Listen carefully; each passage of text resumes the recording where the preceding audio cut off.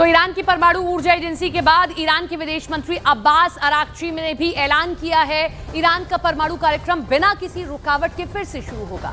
हम यूरेनियम संवर्धन का काम फिर से शुरू करने के लिए तैयार हैं, हमारा कार्यक्रम नहीं रुकेगा। यह दावा है ईरान का, यानी कि जिस वजह से इजराइल ईरान के बीच जंग शुरू हुई, ये मामला दोबारा सामने आता दिख रहा है। ट्रंप कह रहे हैं कि बात हुई है कि आगे कभी भी अगर परमाणु बम बनाया जाएगा तो बातचीत की जाएगी, पूरा एक प्रोटोकॉल है उसको फॉलो किया जाएगा। लेकिन इधर ईरान ने तो साफ कह दिया कि हम रुकने नहीं वाले हैं, हम फिर से यूरेनियम का संग्रहण करेंगे, हम फिर से परमाणु बम बनाएंगे। यानी कि जिस मुद्दे को लेकर ये पूरी जंग दुनिया ने देखी, वो मुद्दा तो अभी भी खत्म नहीं हुआ, वो अभी भी यूं ही उजागर बना हुआ है, वो अभी भी ऐसे ही खड़ा हुआ है कि कैसे ईरान ये कह रहा है कि हम परमाणु परीक्षण तो करेंगे।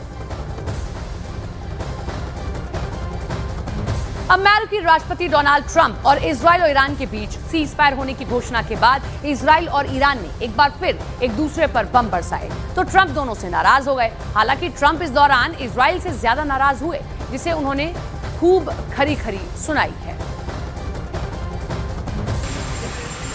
I don't think so, but I'm not happy that Israel's going out now. There was one rocket that I guess was fired overboard. It was after the time limit and it missed its target. And now Israel's going out. These guys got to calm down. It's ridiculous. I didn't like plenty of things I saw yesterday. I didn't like the fact that Israel unloaded right after we made the deal. They didn't have to unload. And I didn't like the fact that the retaliation was very strong. But in all fairness, Israel unloaded a lot. And now I hear Israel just went out because they felt it was violated by one rocket that didn't land anywhere. That's not what we want, I'll tell you. And I'm telling you, I'm not happy about that, Israel, either. Israel से नाराजगी के बीच अमेरिकी राष्ट्रपति Donald Trump ने Israel के प्रधानमंत्री Benjamin Netanyahu से बात की, जिसके बाद इजराइल ने कहा कि अब वो ईरान पर हमला नहीं करेगा। इजराइल के प्रधानमंत्री कार्यालय के मुताबिक ट्रंप और नेतन्याहू की बातचीत के बाद इजराइल ने ईरान पर अतिरिक्त हमलों से परहेज किया है। ट्रंप नेतन्याहू की बातचीत हुई है और माना यह जा रहा है कि ट्रंप की ओर से जो नाराजगी जाहिर की गई या बात में ये कहा गया कि अब ईरान पर और हमले न किए जाएं, और इसके बाद ही इजराइल की ओर से ये ऐलान किया गया।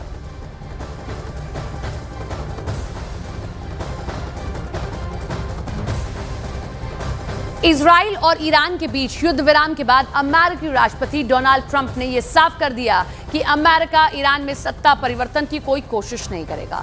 ट्रंप की माने तो ईरान में सत्ता परिवर्तन होता है तो हो जाए, लेकिन अमेरिका इसके लिए कुछ नहीं करेगा, क्योंकि सत्ता परिवर्तन बहुत अराजकता लेकर आता है। ट्रंप ने यह भी कहा कि ईरान के पास बहुत सा तेल और व्यापार में अपार संभावनाएं हैं, उम्मीद है ईरान आगे अच्छा करेगा। ट्रंप ने यह भी साफ कर दिया कि अब ईरान न्यूक्लियर हथियारों की होड़ में शामिल नहीं होगा। No, I don't want it. I'd like to. Regime change takes chaos, and ideally, we don't want to see so much chaos. So the Iranians are very good traders, very good business people, and they got a lot of oil. They should be fine. They should be able to rebuild and do a good job. They're never going to have nuclear, but other than that, they should do a great job. They're not going to have enrichment, and they're not going to have a nuclear weapon, and they know that. They're going to get on to being a great trading nation. You know, they're very good traders. And they're going to be a great trading nation, and they have a lot of oil. They're going to do well. They're not going to have a nuclear weapon. अमेरिकी राष्ट्रपति Donald Trump ने Iran और Israel के बीच संघर्ष विराम को रोकना खुद के लिए सम्मान की बात बताया। ट्रंप ने social media platform truth social पर लिखा कि इजराइल और ईरान दोनों ही समान रूप से युद्ध रोकना चाहते थे, लेकिन सभी परमाणु सुविधाओं और क्षमताओं को नष्ट करना और फिर युद्ध रोकना मेरे लिए बहुत सम्मान की बात है। ईरान के राष्ट्रपति मसूद ने सीज फायर के बाद इजराइल और ईरान के बीच हुए 12 दिन के युद्ध के खत्म होने की घोषणा की और इसे ईरान की बड़ी जीत बताया है। उन्होंने जनता को संदेश में कहा कि हमारी बहादुर जनता की हिम्मत से आज हम इस युद्ध को खत्म करने और जीत हासिल करने के लिए गवाह बने हैं। उन्होंने इस जीत का पूरा श्रेय ईरान की जनता को दिया है।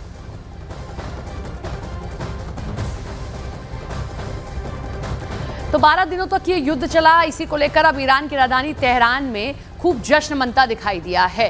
हजारों लोग सड़कों पर उतरे। ईरानी शासन के समर्थन में विजय उत्सव मनाया गया। राष्ट्रपति मसूद पेजेश्कियान की युद्ध समाप्ति और महान जीत की घोषणा के बाद तेहरान में समर्थकों ने जमकर जश्न मनाया है। उत्साहपूर्वक रैलियां निकाली हैं और उसमें ईरानी जनता की एकजुटता, हिम्मत की सराहना की गई है।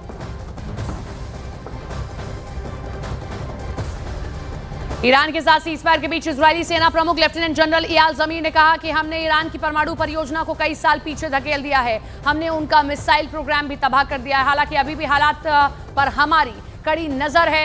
आईडीएफ प्रमुख लेफ्टिनेंट जनरल इयाल ज़मीर ने ईरान को चेतावनी देते हुए कहा कि हमारा अभियान अभी खत्म नहीं हुआ है। हमें अपना ध्यान केंद्रित रखना चाहिए क्योंकि अभी भी कई चुनौतियां बाकी हैं। इजराइल और ईरान के बीच सीज़फायर में जितना अहम रोल अमेरिका का है उतना ही कतर का भी है। कतर ने ही ईरान से संपर्क करके उसे सीज़फायर के लिए राजी किया था। अब सीज़फायर के बाद कतर ने इजराइल को चेतावनी दी है कि वो ईरान के साथ सीज़फायर का फायदा उठाकर गाजा पर हमला न करे। कतर लंबे समय से इजराइल और हमास के बीच मध्यस्थता की कोशिश कर रहा था, लेकिन दोनों ही पक्ष अपनी मांगों से पीछे हटने को तैयार नहीं है, जिसकी वजह से गाजा पट्टी का संघर्ष खिंचता चला जा रहा है। भारत ने ईरान और इजराइल के बीच हुए युद्ध विराम का स्वागत किया है। विदेश मंत्रालय ने बयान जारी कर कहा कि क्षेत्रीय सुरक्षा स्थिरता के लिए बातचीत और कूटनीति से ही एकमात्र रास्ता है। मंत्रालय ने ईरान के परमाणु ठिकानों पर अमेरिकी कार्रवाई और कतर में अमेरिकी सैन्य अड्डों पर ईरान के जवाबी हमलों पर चिंता जताई। भारत ने युद्ध विराम में अमेरिका और कतर की भूमिका की सराहना की। क्षेत्र में शांति के लिए सभी पक्षों से सहयोग की अपील की। भारत ने कहा कि वो क्षेत्र में स्थायी शांति के लिए अपनी भूमिका निभाने को तैयार है।